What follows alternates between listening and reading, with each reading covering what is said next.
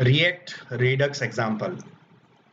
सो इस असाइनमेंट के अंदर हम एक फ्लावर को एनिमेट करके मैं आपको बताऊंगा with the help of react Redux. So basically concept हम कुछ ऐसा करने जा रहे हैं कि हमारे पास एक स्क्रीन पर एक फ्लावर होगा और उसके नीचे दो बटन होंगे, स्टार्ट रोटेट और एंड रोटेट वाला। और यहाँ पर एक freecodecamp.org का एक रियल वर्ल्ड प्रैक्टिकल एग्जांपल है, तो ये आपके लिए एक थोड़ा रेफरेंस पॉइंट हो सकता है। सो चलिए स्टार्ट करते हैं प्रोजेक्ट को। और यहाँ पर मैं गया, प्रोजेक्ट को स्टार्ट करते हैं, रिएक्ट रिडक्स प्रोजेक्ट को। React Redux example.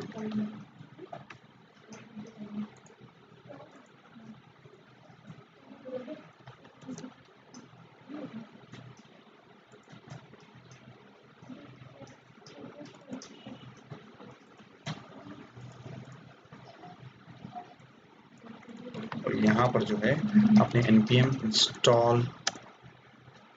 install और सबसे पहले तो आप अपना एक प्रोजेक्ट बनाए। सो मैंने npx create react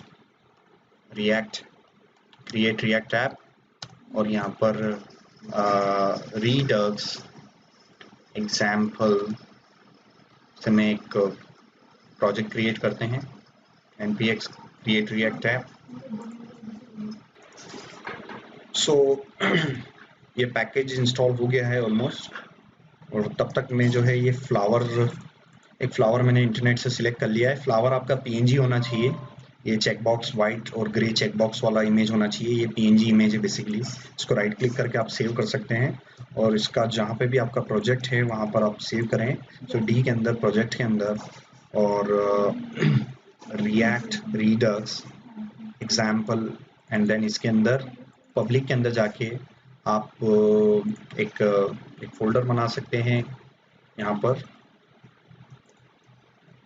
फोल्डर बना सकते हैं img, और यहाँ पर मैंने बोल दिया flower.png। इस पूरे नेम को आप flower.png के करके मैंने सेव किया। और तब तक जो है मेरा प्रोजेक्ट ऑलमोस्ट इंस्टॉल हो गया है। अब आपको इस तरीके से रन करना है। तो बेटर है कि अभी मेरा वर्क स्पेस ऑलरेडी एक फोल्डर में है, तो इसको मैं बंद करूंगा और फोल्डर के अंदर जाके मैं इसको स्टार्ट करूंगा। यहाँ पर हम गए और यहाँ से मैं git bash शेयर किया और कोड डॉट करेंगे।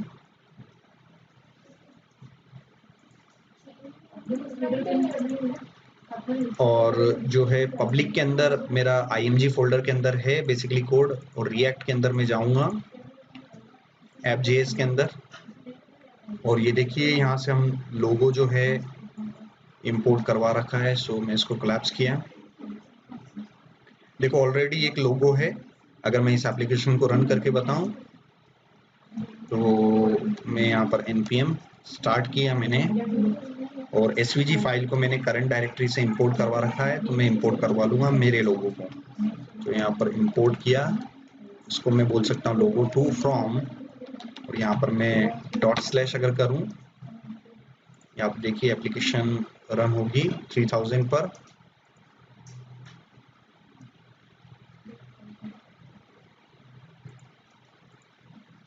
और यहाँ पर ./ आपको करना है। ./ में नहीं आ रहा है तो ./ करना है।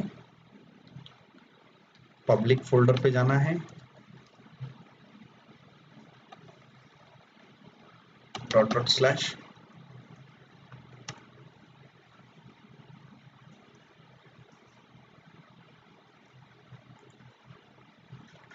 एक मिनट, इसको बंद किया मैंने और सेव किया। ये एप्लीकेशन चल रहा है बेसिकली। सो यहाँ पर आप लोगो इंपोर्ट करवाते हैं। सो मैंने किया इंपोर्ट लोगो टू फ्रॉम, और यहाँ से मैं जो है मेरे फ्लावर को लोड करवाता हूँ।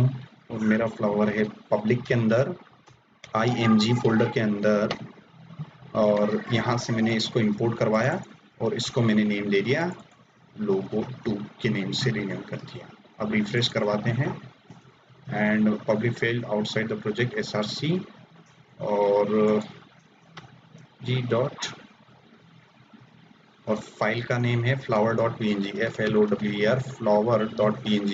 एक बार चेक कर लो।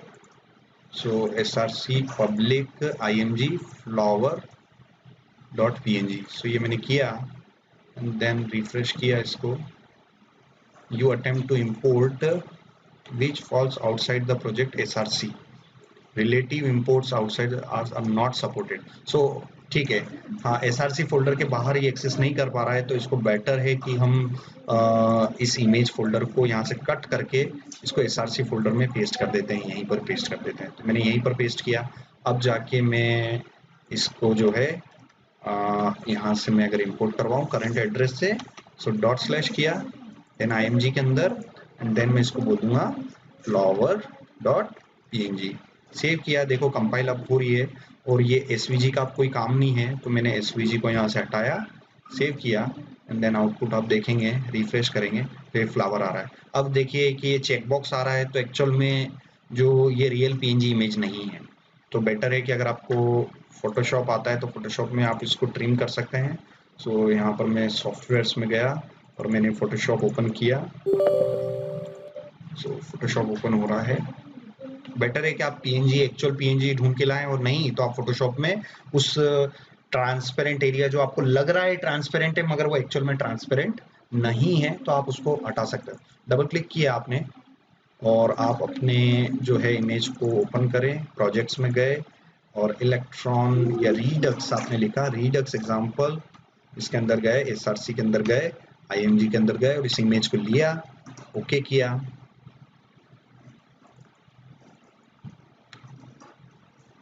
Can not be passed.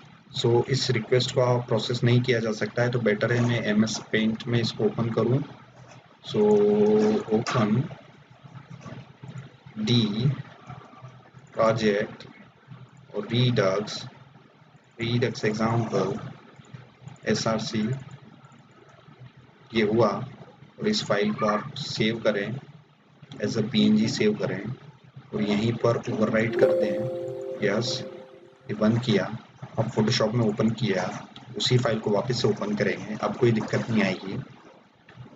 हाँ, उसके बाद W प्रेस करें, मैजिक वॉन्ड टूल से ये पूरा का पूरा मेरा आ गया और इसको मैं यहाँ डिलीट कर सकता हूँ। फिर जाके आप save for web end devices पे जाओ और इसको यहाँ PNG 24 किया। अब मेरा ये ट्रांसपेरेंट एरिया आ गया, सेव किया और उसी फाइल पर अगर आप ओवरराइट करेंगे तो यहाँ पर हो जाएगा प्रोजेक्ट्स रीडक्स एग्जाम्पल, इस पे गए और SRC में गए, इमेज में गए, फ्लावर को मैं क्या करूँगा, ओवरराइट कर दूँगा। इतना काम आप कर सकते हैं अगर आपके पास प्रॉपर इमेज नहीं है तो। ये करने के बाद आप रिफ्रेश किया और ये देखिए ये हो रहा है। अब यहाँ पर है कि बेटर मैं 2 बटन्स ले लूँ, start rotating and stop rotating के 2 बटन्स लेने हैं। सो यहाँ पर ये एंकर हमने ले रखा है।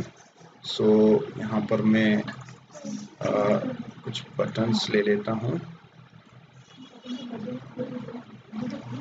सो यहाँ पर मैंने बटन लिया और स्टार्ट रोटेटिंग और स्टॉप रोटेटिंग, 2 बटन सिंपल से बटन लेने हैं, start and then stop, start rotating stop rotating, ये 2 बटन्स ले लिए मैं। अब होना ये चाहिए कि जैसे ही मैं इस पर क्लिक करूंगा तो स्टार्ट रोटेटिंग हो जाए। अब बाय डिफॉल्ट इस लोगो में क्या हो रहा है, एनिमेशन हो रहा है। सो ऐप लोगो क्लास के अंदर अगर डिफॉल्ट ऐप लोगो क्लास को अगर हम देखें, ये एनिमेशन जो है ये डिफॉल्ट टेम्पलेट रिएक्ट जब आप इंस्टॉल करते हो डिफॉल्ट एनिमेशन आता है। सो डिफॉल्ट एनिमेशन ये इसके अंदर है। तो यहाँ पर हम इसकी डिफॉल्ट CSS की क्लासेस हम यहाँ पर जाके देख सकते हैं, ये app.css है और ये एनिमेशन यहाँ पर ये चल रहा है इनका स्पिन इनफाइनाइट लीनियर, और ये सब कुछ मैंने हटा दिया, सब कुछ मैंने हटा दिया। और ये देखिए यहाँ पर स्टार्ट एंड स्टॉप रेट, यहाँ पर मैं गया और बटन के ऊपर ही ऊपर ये पैराग्राफ में यहाँ पर ले लूँ, हेडर से भी ऊपर यहाँ पर मैं ले लूँ इस पैराग्राफ को, फॉर्मेट डॉक्यूमेंट किया। मैं इसलिए बता रहा हूँ ताकि हर एक चीज़ बिल्कुल ज़ीरो से आप समझ पाएँ। और इमेज जो है बहुत बड़ी आ रही है, सो यहाँ पर आप इसको थोड़ा सा विड्थ ले सकते हैं, विड्थ नाम का पैरामीटर लिख सकते हैं। सो विड्थ इक्वल्स टू, यहाँ पर आपने दे दिया फॉर एग्जांपल 200, यहाँ पर आपने दे दिया तो छोटा सा फ्लावर बन जाएगा। 2 बटन्स हो गए, और आप इसको परफेक्ट जो है स्टार्ट पे क्लिक करते ही एनिमेशन चालू हो जाएगा। सो यहाँ पर जो है ये क्लास नेम आपने दिया हुआ है, ये क्लास नेम में जैसे मैंने यहाँ पर दिया स्टार्ट या रोट नाम की क्लास दी मैंने, और ये रोट नाम की क्लास में CSS में डिफाइन करूँगा। तो ये मैंने ये किया रोट नाम की क्लास, और यहाँ पर मैंने दे दिया for example transform colon rotate, मैंने रोटेट Z दे दिया, एंड देन इसमें दिया मैंने 45 डैग दिया, 45 डैग। अब आप देखना ये 45 डिग्री एक्चुअल में रोटेट हो गया है। अगर इसको मैं 0 करूँ तो ये 0 डिग्री पर है। तो एक्चुअल में ये हमें कुल मिला के रिएक्ट के थ्रू इस क्लासेस को एक्टिवेट करना है। सो रोट 0 और एक क्लास दे दी हमने रोटेट 45 करके हमने क्लास दे दी, और यहाँ पर मैंने 45 डिग्री यहाँ पर एनिमेट करवाया। सो बेसिकली स्टार्ट एनिमेटिंग ये क्लासेस के थ्रू हम इसको एनिमेट करने चाहते हैं। सो डेफिनेटली हमें रिडक्स यूज़ करना है। तो सबसे पहले रिडक्स के लिए इसके इवेंट्स पहले बाइंड कर लेते हैं, ठीक है। सो यहाँ पर जाके इवेंट को बाइंड करना पड़ेगा। सो इवेंट यहाँ पर हम ले लेते हैं, इसके अंदर इवेंट लिया on click is equal to ये, and then on click is equal to ये एक्सप्रेशन। सो यहाँ पर मैंने स्टार्ट रोट नाम का एक मेथड लिया, और यहाँ स्टॉप रोट नाम का एक मेथड लिया। ये दोनों ही फंक्शंस यहाँ पर हम डिफाइन कर लेंगे। सो इसको फैट एरो के थ्रू बना लेते हैं, चलिए। सो लेट स्टार्ट रोट नाम का जो फंक्शन है वो हमारा एक कॉलबैक फंक्शन होगा, और दूसरा फंक्शन जो है नॉर्मल फंक्शन के थ्रू बना है स्टॉप रोट। सो यहाँ पर मैं अलर्ट करवा लेता हूँ।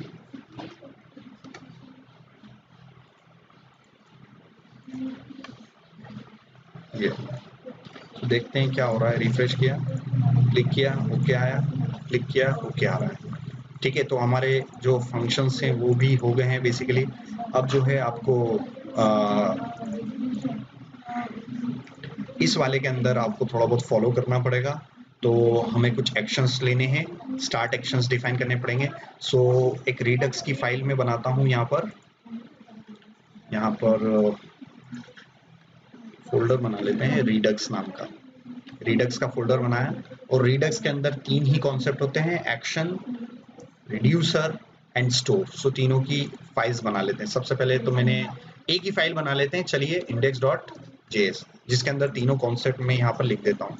फर्स्ट ऑफ ऑल जो होता है हमारा वो एक्शन होता है, दूसरा कॉन्सेप्ट हमारा होता है रिड्यूसर होता है, सो मैंने रिड्यूसर लिखा। तीसरा कॉन्सेप्ट होता है हमारा स्टोर होता है, ठीक है।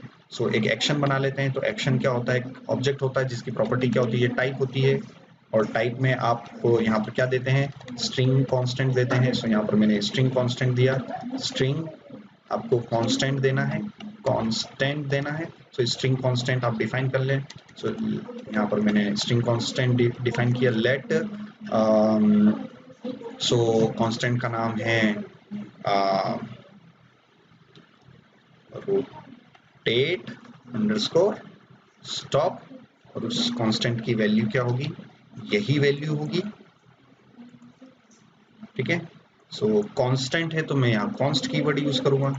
एक और कांस्टेंट मैंने बना लिया, कैपिटल में ही लिखना है, rotate start is equal to, यही वैल्यू इसमें दे दी, तो मैंने कांस्टेंट बना लिया यहाँ पर, ठीक है ना।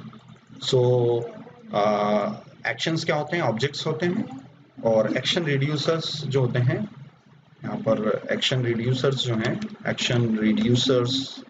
एक्शन क्रिएटर्स जो हैं, वो फंक्शंस होते हैं जो कि रिटर्न करते हैं। तो मैंने एक फंक्शन बना दिया फंक्शन, और मैंने फंक्शन का नाम दिया स्टार्ट एनिमेशन नाम से मैंने एक फंक्शन बनाया जो कि एक रिटर्न करेगा एक ऑब्जेक्ट को, तो ये ऑब्जेक्ट मैंने लिया और ये ऑब्जेक्ट यहाँ पर रिटर्न कर रहा है। और यहाँ पर मेरा कांस्टेंट क्या है, क्योंकि स्टार्ट एनिमेशन है तो रोटेट स्टार्ट नाम का स्ट्रिंग कांस्टेंट मैं यहाँ पर प्लेस कर दूंगा। एंड देन यहाँ पर मुझे क्या देना पड़ता है, अपना कुछ पेलोड। सो यहाँ पर पेलोड मैंने दिया। पेलोड इंफॉर्मेशन की वैल्यू में डायरेक्ट स्ट्रिंग में भी लिख सकता हूँ, डायरेक्ट बूलियन भी लिख सकता हूँ, ऑब्जेक्ट भी दे सकते हैं, अरे में भी दे सकते हैं, जैसा चाहें आप लिख सकते हैं। तो यहाँ पर मैंने लिख दिया कि स्टेटस इज इक्वल टू, मैंने दे दिया ट्रू, के रोटेट करना है तो उसकी इनिशियल वैल्यू स्टेटस की हो जाएगी ट्रू हो जाएगी, सेमीकोलन नहीं लगाना है यहाँ पर। तो ये स्टार्ट एनिमेशन है। उसी प्रकार से मैं क्या बना सकता हूँ, एक और एक्शन क्रिएटर बना सकता हूँ, स्टॉप एनिमेशन। सो यहाँ पर हमने दे दिया स्टॉप एनिमेशन। सो यहाँ पर मैंने जो है स्टॉप दिया और उसकी वैल्यू मैंने यहाँ से दे दी फॉल्स दे दी। सो दो मेरे जो है एक्शन क्रिएटर हो गए। अब हमारा काम है रिड्यूसर बनाना। सो यहाँ पर हम रिड्यूसर बनाते हैं, लेट रिड्यूसर। सो रिड्यूसर क्या है, एक फंक्शन है, फंक्शन का नाम कुछ भी दे सकते हैं, तो मैं फंक्शन का नाम रिड्यूसर दे रहा हूँ। और ये मैंने फैट एरो फंक्शन यहाँ पर बना दिया, फैट एरो फंक्शन बना दिया। रिड्यूसर का काम क्या होता है, accept old value and return new value. Reducer का काम है पुरानी वैल्यू को लेना, नई वैल्यू को देना। तो पुरानी वैल्यू ये फॉर्मल आर्गुमेंट में रिसीव करता है स्टेट में, और यहाँ पर ये इसके साथ एक्शन भी रिसीव करता है। जो पुरानी वैल्यू है उसकी डिफॉल्ट वैल्यू हम स्टोर करवा देंगे किसी से भी, कि एनिमेशन जो है अभी स्टॉप कंडीशन में है। सो यहाँ पर एक ऑब्जेक्ट ले लेते हैं, यहाँ पर मैंने दिया इनिशियल स्टेट दे दिया, मैंने इनिशियल स्टेट दिया और यहाँ पर उसकी वैल्यू दे दी मैंने, इनिशियल स्टेट की वैल्यू मैंने यहाँ पर दे दी, अभी स्टेटस मैंने दे दिया क्या, ट्रू दे दिया, कि अभी इनिशियल स्टेटस क्या है उसका ट्रू है, रोटेट हो रहा है। और ये वैल्यू यहाँ पर आप सब्सटीट्यूट कर सकते हैं इनिशियल स्टेट के अंदर। ठीक है, अब रही बात हमारे स्टोर क्रिएट करने की। तो स्टोर क्रिएट करने के लिए आप जो हैं सबसे पहले एक स्टोर ऑब्जेक्ट जो है const redux is equal to require redux library से redux को इंपोर्ट करवाओगे। एंड देन आप जो है redux डॉट क्रिएट स्टोर जो आप यूज करेंगे, redux dot create, so create store. So यहाँ पर मैंने लिया let store is equal to redux dot create store method को मैंने कॉल करवाया है यहाँ पर। इस तरीके से आप स्टोर ऑब्जेक्ट बना सकते हैं। So create store object. So store object आप कैसे बनाएंगे, लेट स्टोर और उसके बाद आप यहाँ पर क्या कर सकते हैं, redux डॉट क्रिएट स्टोर। और क्रिएट स्टोर जो है initial create store method always accept function. ठीक है, सो यहाँ पर फंक्शन और मिडिलवेयर यहाँ पर यूज करता है, तो जो फंक्शन होता है वो रिड्यूसर फंक्शन होता है। तो यहाँ पर हमने रिड्यूसर फंक्शन यहाँ पास किया और रिड्यूसर फंक्शन का काम है वैल्यू को रिटर्न करना। कुछ भी नहीं हुआ तो लास्ट में कम से कम क्या रिटर्न करेगा, वो पुरानी वैल्यू को लेगा और वो के वही वैल्यू रिटर्न कर देगा। और अगर आपके पास डिफरेंट एक्शंस हैं, एक से ज्यादा एक्शंस है, जैसे कि अभी मेरे पास दो एक्शन है, एक रोटेट स्टार्ट और एक रोटेट स्टॉप। सो दो मेरे पास एक्शंस हैं, तो जब दो एक्शंस है तो जब मेरे पास एक्शंस की वैल्यू यहाँ रिसीव होगी तो मुझे स्विच केस लगा के चेक कर सकते हैं। हालांकि इफ एल्स भी लगा सकते हो, बट स्विच केस एक स्टैंडर्ड है। तो यहाँ पर मैंने लिखा स्विच और यहाँ पर आप केस दो, केस आप यहाँ पर डिफाइन करें। सो केस और यहाँ पर जो भी केस होगा, अगर केस ये हुआ रोटेट, ये वाला केस हुआ तो यहाँ पर आपको ब्रेक करना है। और केस अगर हुआ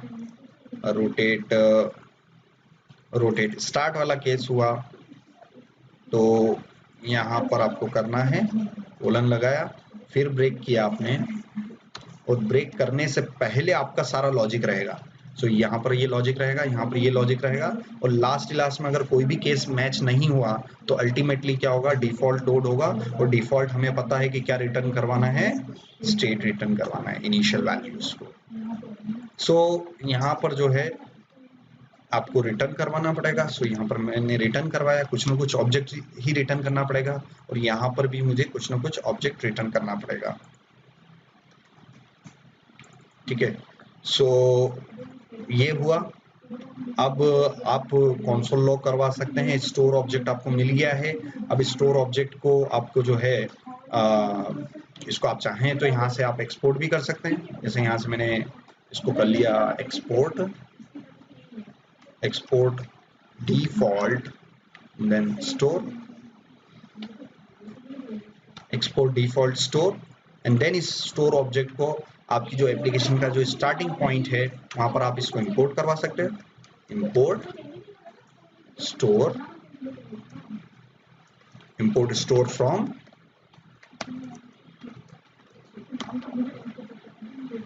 Redux then index. So store object को मैंने यहाँ से इंपोर्ट करवा लिया। अब दूसरा है कि हमें एक रिड्यूसर हमें करना पड़ेगा बेसिकली। सो यहाँ पर एक लाइब्रेरी हमें इंस्टॉल करनी है, और वो हम करते हैं npm इंस्टॉल react -redux। एक लाइब्रेरी हमें यूज करना पड़ेगा। इसके अंदर हमारे पास ऐसा प्रोवाइडर होता है जो कि हमारे स्टोर ग्लोबल ऑब्जेक्ट को रिएक्ट के अंदर एक्सेसिबिलिटी प्रोवाइड करता है।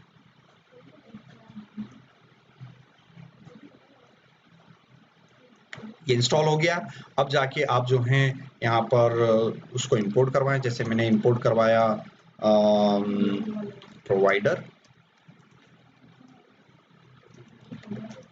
एंड देन आप जो है यहाँ से इसको करवा सकते हैं react -redux लाइब्रेरी से आप इंपोर्ट करवाएं। और बेटर है कि इसको हम देखते हैं, इस पूरी एप्लीकेशन को जो है आप प्रोवाइडर के अंदर पास करें।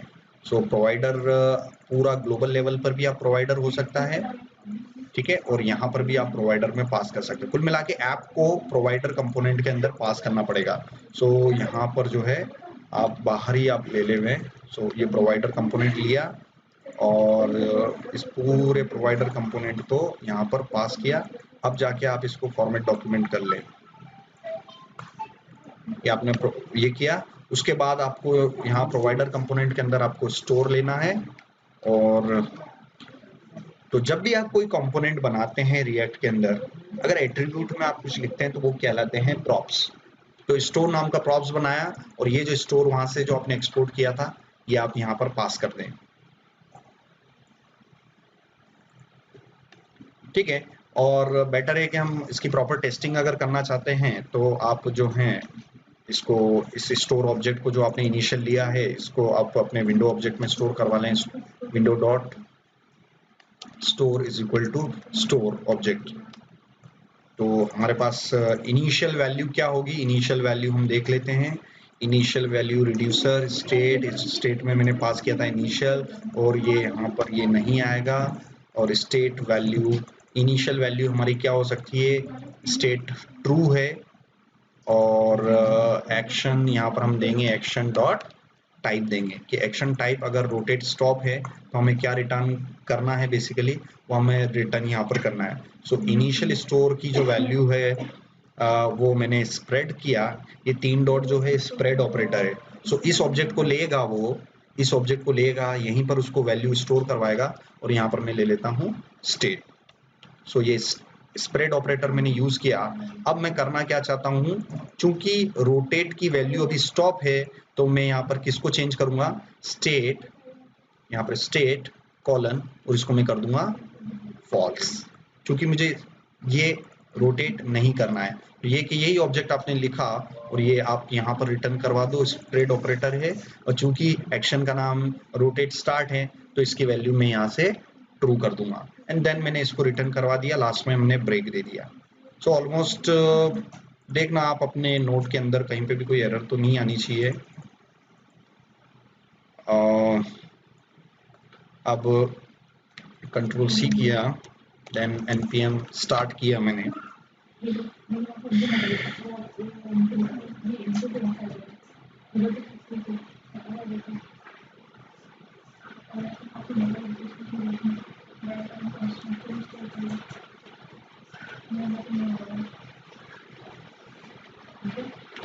ये बोल रहा है Redux React Redux does not contain a default export. So definitely यहाँ पर React Redux जो है default import, जब भी हम कर्ली ब्रेसेस नहीं लगाते हैं इसका मतलब वो default एक्सपोर्ट इंपोर्ट है, और प्रोवाइडर जो है वो एक्चुअल में नेम्ड एक्सपोर्ट किया गया है, इसलिए यहाँ पर मैं कर्ली ब्रेसेस लगाऊंगा। मैं जानबूझ के गलती इसलिए करता हूँ ताकि एरर्स आएँ और आप लोग समझ पाएँ कि उसके पीछे क्या रीज़न है। सो मैंने जानबूझ के कर्ली ब्रेसेस इनिशियली नहीं लगाया था ताकि आपको वो एरर दिखाई दे, और एरर दिखाई दे तो मैं आपको उसके बारे में समझा सकता हूँ या बता दूं बेसिकली कि प्रोवाइडर जो है रिएक्ट रिडक्स लाइब्रेरी से जो एक्सपोर्ट किया गया है वो किस प्रकार का एक्सपोर्ट किया गया है, नेम्ड एक्सपोर्ट किया गया है, इसलिए यहाँ पर मुझे कर्ली ब्रेसेस लगाना पड़ेगा। सो जैसे मैंने कर्ली ब्रेसेस लगाया, सेव किया, और आप देखिए यहाँ पर कोई दिक्कत नहीं है। इंस्पेक्ट एलिमेंट में गए और यहाँ पर आप सोर्स में जाएं, और यहाँ पर जो है आप अपनी एप्लीकेशन के अंदर, अगर मैं यहाँ पर विंडो डॉट स्टोर अगर यहाँ पे मैं लिखूं तो बाय डिफॉल्ट जो है मेरे स्टोर ग्लोबल ऑब्जेक्ट में क्या क्या होता है वो हमें दिखाई देगा। सो अगर इंटरव्यू में आपसे पूछा जाए, रिडक्स के इंटरव्यू में आपसे पूछा जाए कि स्टोर ग्लोबल ऑब्जेक्ट के अंदर क्या क्या होता है, कौन कौन सी मेथड्स होती है, कौन कौन सी प्रॉपर्टीज होती है, तो सबसे पहली मेथड होती है डिस्पैच, दूसरी मेथड होती है get state, replace reducer, subscriber, ये सारी जो है डिफरेंट हमारे इस ग्लोबल ऑब्जेक्ट के अंदर मेथड्स होती है। तो आप अगर Vue.js के लिए जा रहे हो इंटरव्यू के लिए, आप Vue.js के हैं तो रिडक्स का नॉलेज होना चाहिए। अगर आप नेक्स्ट आता है आपको, या कोई सा भी जावास्क्रिप्ट की ऐप पर आप फ्रंट एंड में कंफर्टेबल है तो रिडक्स का आपको नॉलेज है तो डेफिनेटली आपके लिए अच्छा होगा। सो रिडक्स के इंटरव्यू में, अगर रिडक्स का अगर इंटरव्यू होता है तो आपको डेफिनेटली स्टोर ऑब्जेक्ट के बारे में पता होना चाहिए। तो जैसे ही हमारा जो है स्टोर ऑब्जेक्ट, हमारी ऐप इनिशियलाइज हुई थी, यहाँ पर देखिए ऐप इनिशियलाइज हुई है हमारे रूट लेवल पर, और यहाँ से रिएक्ट रिडक्स लाइब्रेरी से मैंने प्रोवाइडर एक कंपोनेंट होता है जो कि नेम्ड एक्सपोर्ट है, तो मैंने नेम्ड इंपोर्ट करवाया और पूरी एप्लीकेशन को वैप कर दिया प्रोवाइडर कंपोनेंट के अंदर, और उसके अंदर मैंने स्टोर नाम का एक प्रॉप लिया। ठीक है, ये स्टोर नाम का क्या है, प्रॉप है, और ये स्टोर जो है मैंने इंपोर्ट करवा रखा है, और इस पूरी लाइब्रेरी को मैंने यहाँ पर रिडक्स के अंदर एक index.js फाइल बना रखी है, वो पूरा के पूरा मेरा रिडक्स का कोड है, मैंने एक ही फाइल के अंदर लिख रखा है ताकि आप समझ पाए। सो आप यहाँ पर देखिए, पहले एक्शंस, मैंने 2 एक्शंस कांस्टेंट बना लिए, फिर एक्शन क्रिएटर फंक्शन बना लिए 2, उसके बाद आप देखिए मैंने इनिशियल स्टेट डिफाइन किया, फिर दूसरा काम है reducer is a function, reducer is a function which accept old values and return new values, वो मैंने यहाँ पर दिया, एंड देन जाके ये सब कुछ हुआ। तो लास्ट में मेरी स्टेट जो रिटर्न हुई ये हुई, एंड अब यहाँ पर देखिए कि अगर मैं यहाँ पर इसकी अगर इनिशियल वैल्यू अगर देखना चाहूँ तो यहाँ से मैं लिखता हूँ, वापस से मैं गया और यहाँ पर मैंने लिखा विंडो डॉट स्टोर, मैंने लिखा, इंटर किया, यहाँ पर गए, और जैसे ही मैं इंटर करूंगा तो मुझे एक्सेसिबल हो जाएगा क्या, गेट स्टेट मेथड। सो यहाँ पर मैंने लिखा window dot store dot gate state नाम की मेथड को कॉल करवाना है, और जैसे ही मैं गेट स्टोर नाम की मेथड कॉल करवाऊंगा तो आप देखिए कि स्टेट इक्वल्स टू ट्रू आ रहा है, क्योंकि अगर यहाँ पर मैं आपको बताऊं तो इनिशियल वैल्यू ही यहाँ पर पास की गई थी, ना तो इनिशियल एक्शन मेरा रोटेट स्टॉप है ना स्टार्ट है, तो लास्ट में वैल्यू क्या रिटर्न हो गई, जो लिया था ओल्ड वैल्यू वो के वही न्यू वैल्यू में रिड्यूसर ने क्या किया, रिटर्न करवा दिया। इसलिए एप्लीकेशन का फर्स्ट टाइम जो स्टेट वैल्यू है वो किस प्रकार का है, स्टेट इक्वल्स टू ट्रू। तो अब जो है हम नेक्स्ट वीडियो के अंदर इसका मैं आपको कंटिन्यू करके बताऊंगा, तब तक के लिए आप इतना इसको फॉलो करें।